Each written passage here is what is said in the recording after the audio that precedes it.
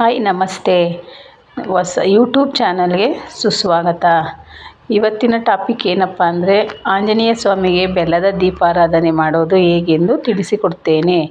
ನಾನು ಆಂಜನೇಯ ಸ್ವಾಮಿಗೆ ಪ್ರತಿ ಮಂಗಳವಾರ ಬೆಲ್ಲದ ದೀಪಾರಾಧನೆ ಮಾಡೋದರಿಂದ ನಮ್ಮ ಏನೇ ಸಮಸ್ಯೆ ಇದ್ದರೂ, ನಮಗೇನೇ ತೊಂದರೆ ಇದ್ದರೂ ಎಲ್ಲ ನಿವಾರಣೆ ಆಗುತ್ತೆ.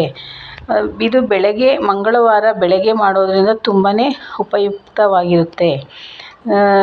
ನನಗೆ ತುಂಬಾ ದೀಪಾರಾಧನೆ ಬಗ್ಗೆ ಮುಂದಿನ ವಿಡಿಯೋದಲ್ಲಿ ಹಾಕ್ತೀನಿ. ಇದು ನಂದು ಹೊಸ ಯೂಟ್ಯೂಬ್ ಚಾನಲ್. ದಯವಿಟ್ಟು ನನಗೆ ಸಪೋರ್ಟ್ ಮಾಡಿ, ಪ್ಲೀಸ್ ಲೈಕ್ ಮಾಡಿ. ಜೈ ಶ್ರೀರಾಮ್, ಜೈ ಶ್ರೀರಾಮ್, ಜೈ ಶ್ರೀರಾಮ್.